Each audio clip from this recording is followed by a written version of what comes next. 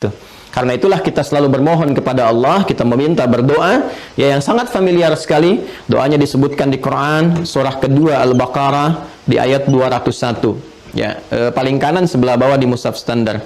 Wa minhum may yaqulu rabbana atina fid dunya hasanah wa fil akhirati hasanah wa qina adzabannar. Dan di antara sekian manusia yang berkehidupan itu, ada yang bermohon kepada Allah Subhanahu wa taala agar aktivitas dunianya memiliki nilai hasanah ini.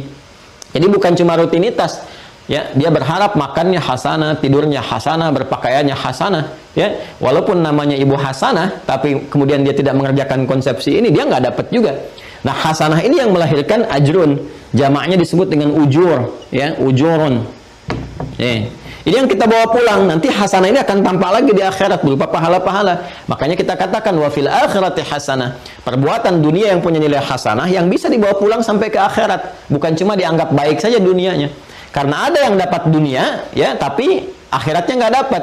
Kan di ayat 200-nya begitu, wa minan nasi may yaqulu rabbana atina fid dunya, nggak ada hasanahnya. Silakan cek. Ayat 200 yang mengatakan rabbana atina fid dunya wa ma lahu fil akhirati min khalaq. Ya, wa minan nasi may yaqulu, di antara sekian manusia ada yang selalu harapannya itu mendapatkan dunia. Ya, wa minan nasi may yaqulu rabbana atina fid dunya, bukan hasanah, enggak ada hasanah di situ. Ya, di situ orientasinya dunia saja.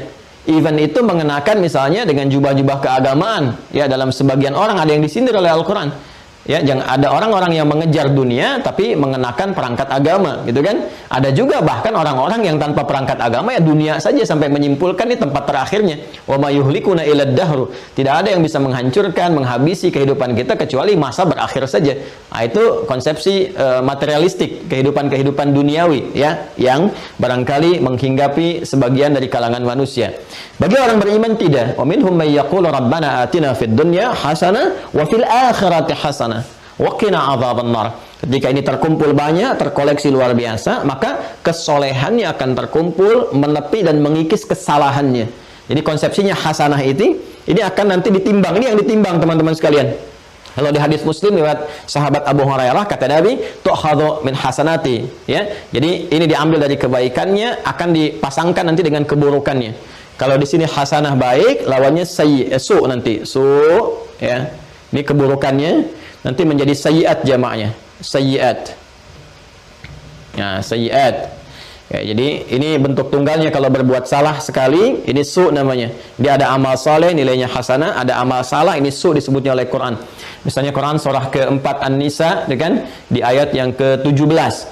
Ya, innamat taubatu 'alallahi lilladzina ya'maluna su'a bijahalatin. Ini su.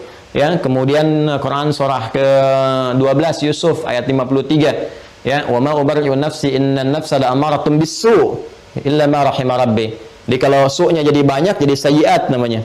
Ya, di ayat 18-nya walaisatit taubatu lil ladzina ya'maluna sayyiat. Nah, ini nanti akan ditimbang.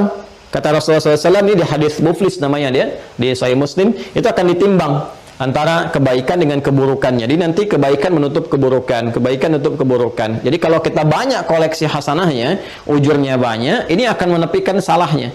Ketika salahnya itu mulai dikikis, hilang, tersisa kebaikannya, maka dia akan berpotensi mendapatkan rahmat Allah, terhindar dari ancaman hukuman neraka. Wa qina adzabannar. Maka itu kita mohon dari sejak di dunia, ya Allah, mohon berikan ridha kepada amalan kami sehingga terkumpul hasanah dengan baik, bisa menutup sayyiat dan terhindar dari ancaman neraka. Ya.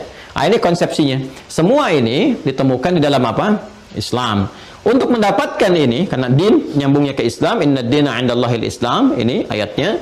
Nah, sehingga untuk mendapatkan ini semua dan kita punya keyakinan yang kuat disebut tadi dengan iman, kan? Kita harus mengacu pada panduan pokok yang disampaikan dalam din kita.